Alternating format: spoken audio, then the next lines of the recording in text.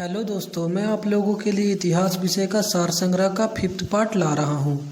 जो student JPSC, BPSC और अन्य प्रतियोगी परीक्षा का तैयारी कर रहे हैं उनके लिए ये महत्वपूर्ण प्रश्न है। और इससे पहले का पार्ट जो स्टूडेंट नहीं देखे हैं उनके लिए डिस्क्रिप्शन में लिंक उपलब्ध है। चलिए देखते हैं क्वेश्चन। दिल्ली सल्तनत पर शासन करने वाली एकमात्र महिला सुल्तान किसकी पुत्री थी? तो इल्तुतमिश की। कोणार्क के प्रसिद्ध सूर्य मंदिर का निर्माण किस शासक के संरक्षण में हुआ? तो ये नरसिंहम प्रथम के। सिंधु सभ्यता का समूचा क्षेत्र किस आकार का है? तो त्रिभुज के आकार का। मौर्यों के काल में साम्राज्य की राजधानी थी? तो पाटलिपुत्र। संगम काल में औरार किन्हें कहा जाता था? तो ये जासूसों को। मिर्जा गयास बेग किस मुगल साम्राज्ञी के पिता का नाम था जिनको उनकी बेटी ने इत्मादुद्दौला की उपाधि दिलवाई? तो नूरजहां की। भारत के किस प्राचीनतम अभिलेख में पहली बार संस्कृत भाषा का प्रयोग हुआ? तो रुद्रदामन का जूनागढ़ अभिलेख में। उत्तर हड़प्पा अवस्था काल के चिन्ह किन नगरों से प्राप्त होते हैं? तो रंगपुर और कोटदीजी से।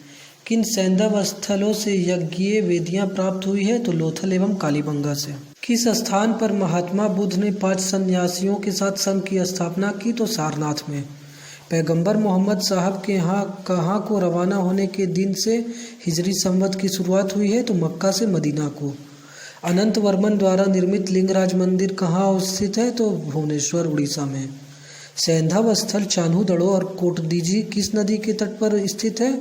तो सिंधु नदी के तट पर।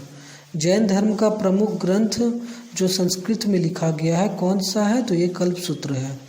कश्मीर के मार्तंड मंदिर का विनाश किसने किया था? तो सिकंदर शाह बुतकिशन ने।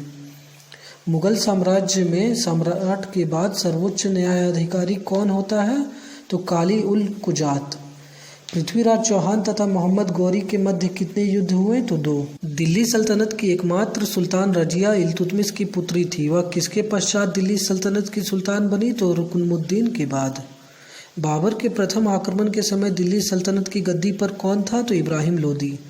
तहकीक-ए-हिंद शीर्षक ग्रंथ किसकी रचना है? तो अलबरूनी ने।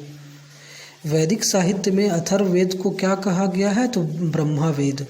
किस ग्रंथ से पता चलता है कि अशोक ने कश्मीर में बितास्ता नदी के किनारे श्रीनगर नामक नगर की स्थापना की थी?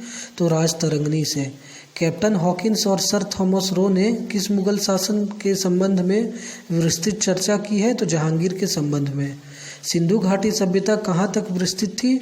तो ये पंजाब, राजस्थान, गुजरात, यूपी, हरियाणा, सिंध और बलूचिस्तान तक विस्तृत थी। महात्मा बुद्ध का जन्म कब हुआ? तो 563 ईसा पूर्व में। चित्राक्षर लिपि किस काल की लिपि है? तो सैंधव काल की। विज्ञानवाद के प्रमुख आचार्य कौन थे? तो मैत्रेय नाथ।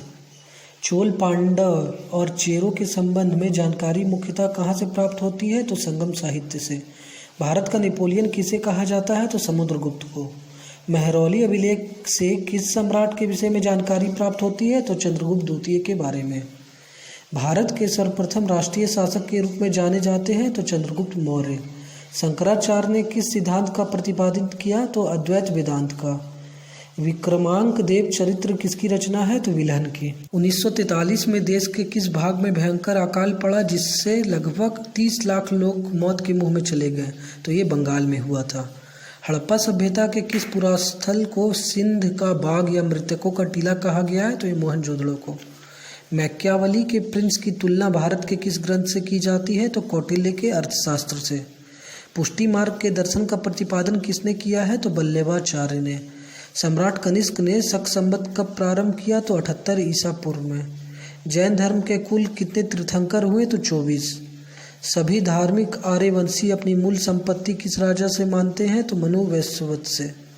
बहमनी तथा विजयनगर राज्य के मध्य किस प्रदेश को लेकर संघर्ष हुआ? तो रायचूर का दोआब। दिल्ली के सुल्तान एवं 40 के दल के बीच संघर्ष किसकी मृत्यु के पश्चात हुआ था? तो इल्तुतमिश की मृत्यु के पश्चात। अंग्रेजों का सबसे पहला संघर्ष किस मुगल सम्राट के साथ हुआ था? तो औरंगजेब के साथ। नाना घाट, नासिक एवं रावी के अभिलेख किस राज परिवार का उल्लेख करते हैं? तो सातवाहन का। कालजयी रचना जीवन चिंतामणि किस मत से संबंधित है? तो जैन मत से। किस सिख गुरु द्वारा गुरुमुखी लिपि का प्रारंभ किया गया? तो गुरु अंगद द्वारा। वसु चरित्र के लेखक कौन है? तो रामराज। गुलाब से इत्र निकालने की तकनीक का आविष्कार किस मुगल सम्राट सम्राज्ञी ने किया? तो नूरजहां ने। पानीपत के तृतीय युद्ध में मराठा सेना का संचालन किसने किया था? तो सदाशिवराव भाऊ ने। अकबर की उदारवादी धार्मिक नीति का किस लोकप्रिय सूफी सिलसिला द्वारा प्रतिरोध करने का प्रयास किया गया? तो नक्शबंदी सिलसिला द्वारा। मालविकाग्नि मित्रम कैसा ग्रंथ है? तो नाट्य ग्रंथ है। कालिदास रचित मेघदूत में वर्णन है? तो वियोग श्रृंगार का। हर्षवर्धन एवं प्रतापी के चालुक्य वंशीय शासक पुलकेशिन द्वितीय के बीच हुए युद्ध का वर्णन किस अभिलेख में पाया जाता है? तो ऐहोल अभिलेख में। नागार्जुन किसके दरबार में वैदांतिक एवं वैज्ञानिक थे? तो कनिष्क के दरबार में। महमूद गजनबी के किस राजकवि ने शाहनामा लिखा? तो फिरदौसी ने। हंटर कमीशन के गठन के समय भारत का वायसराय कौन था? तो लॉर्ड रिपन। प्राचीन भारत के किस शब्द का प्रयोग ऐसी विधवा के लिए किया जाता है जिसका पुनः विवाह हो जाता था? तो पुनर्भू। प्राचीन भारत में विद्वान ब्राह्मणों को दान में दिए जाने वाले कर मुक्त ग्रामों को कहा जाता था? तो अग्रहार। वज्रयान बौद्ध धर्म में बुद्ध बोधित्व की संगनी को कहा जाता था? तो तारा। कुमार संभवम में किसके जन्म की कथा वर्णित है? तो कार्तिकेय की। बहमनी राज्य में सद्र ए जहां किस विभाग का मुखिया होता था? तो धार्मिक तथा न्यायिक मामले का।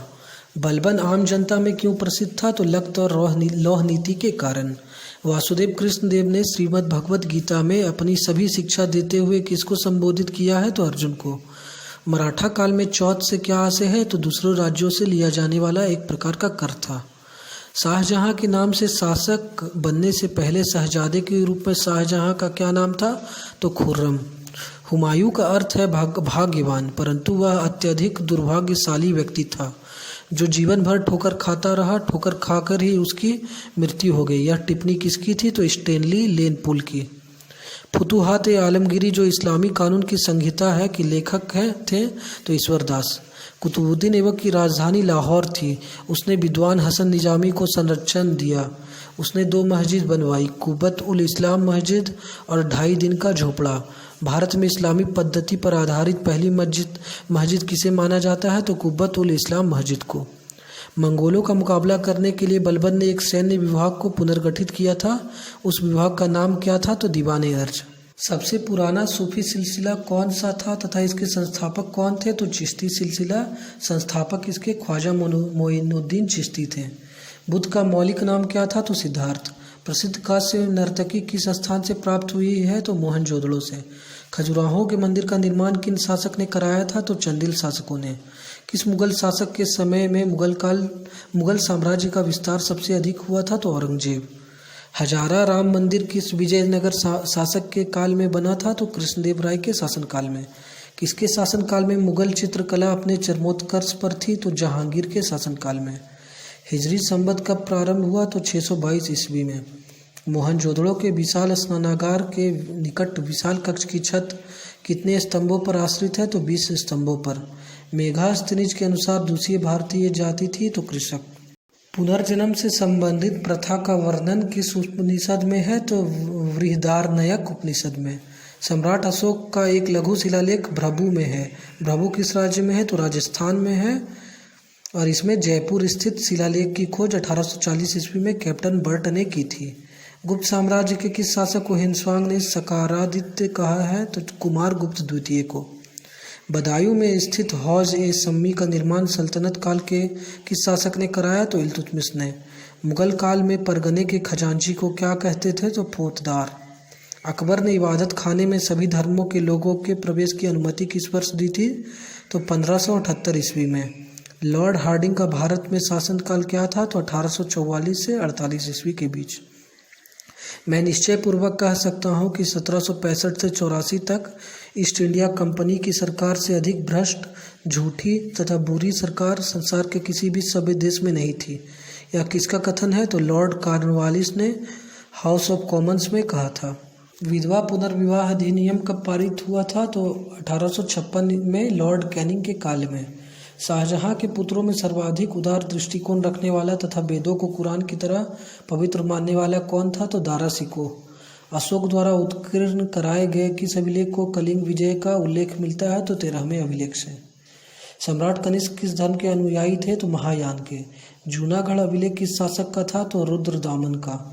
पूर्व का सिराज कहकर भारत के किस नगर का स्मरण किया जाता है? तो जौनपुर का। किस संप्रदाय के अनुयायियों के इष्टदेव भैरव है? तो कापालिकों के। किस विधेयक को गुलामी विधेयक नंबर 1 कहकर पुकारा गया है? तो सार्वजनिक सुरक्षा विधेयक को। यदि सर्वप्रथम किस उपनिषद में ब्रह्मचर्य, गृहस्थ, वानप्रस्थ एवं संन्यास आदि 4 आश्रमों का वर्णन हुआ है? तो जाबलो उपनिषद में।